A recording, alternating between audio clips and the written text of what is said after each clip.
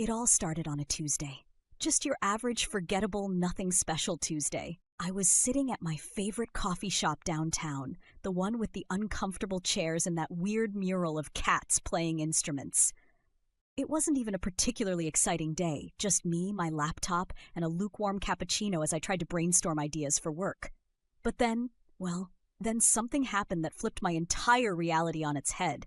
The first odd thing that managed to break through the monotony was him. A man, well-dressed but not in a modern way, sitting at the corner table. He was wearing a suit, but it looked off. Not ill-fitting, but outdated like something from an old movie. And the briefcase he had looked ancient too.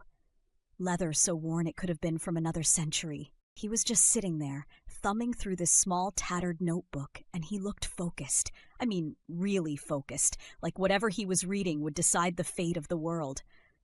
But then, as if he could feel me watching, he glanced up. Our eyes met for just a fraction of a second, and in that tiny moment, I swear to you, it felt like he knew me. Like, really knew me. I immediately looked down, pretending I was working on my laptop, but my heart was racing. Who was this guy, and why did his stare feel heavy? I tried to shrug it off. Maybe he was just one of those people who exude major main character energy. Still, curiosity got the better of me. Every now and then I'd sneak a glance back at him. But what happened next? That's when it went from interesting to downright bizarre. The man stood up suddenly, grabbed his old briefcase, and walked straight toward me. I froze. Not because I thought he was dangerous, but because, well, what were the odds? Out of all the people in the cafe, I was now apparently the center of his attention. He stopped right in front of my table, and I swear my mouth went dry. Up close, I noticed little details, faint scars on his hands, a slight fleck of silver in his hair that didn't quite match his otherwise youthful face. And his voice, when he finally spoke, was calm but laced with a kind of urgency. Do you have a moment? Now, I have two general rules in life. Avoid eye contact with strangers on public transport, and for the love of everything holy, don't talk to overly intense people in coffee shops. But for some reason, I nodded. Yeah, sure, I replied, my voice shakier than I wanted it to sound. His eyes locked onto mine, and for a second it felt like the entire world around us went quiet. You're not going to believe this, but I need your help, and I don't have much time. Literally. What do you mean by that? The corners of his mouth twitched, like he wanted to smile but couldn't quite manage it. I'm a traveler, he said slowly, almost like he was testing the waters. A traveler from the future. Now let me just clarify something. I am not someone who believes in crazy conspiracy theories. Aliens, sure, I'd entertain the idea over a beer. But time travel? That was firmly in the Hollywood-only category of my brain. So naturally, I leaned back in my chair and gave him a skeptical look. Right, I said, and I'm from a parallel universe. He didn't laugh. He didn't even flinch. Instead, he opened his briefcase, pulled out that notebook he'd been studying earlier, and slid it across the table toward me.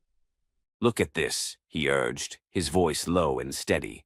Against my better judgment, I picked it up. The pages were filled with handwritten notes, diagrams, and numbers. It almost looked like one of those journals engineers or scientists keep. Except weird.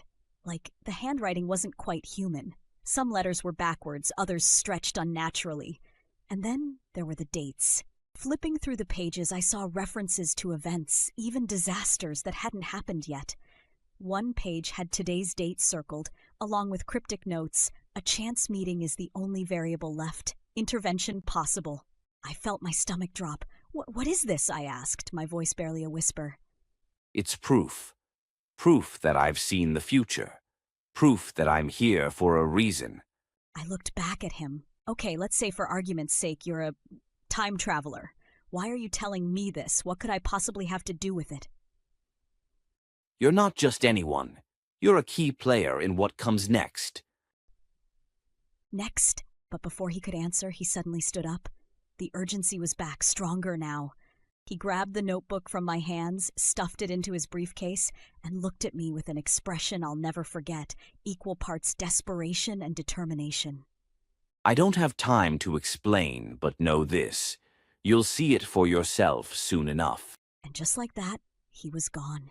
He slipped out of the cafe and disappeared into the crowd outside, leaving me sitting there, heart pounding, head spinning.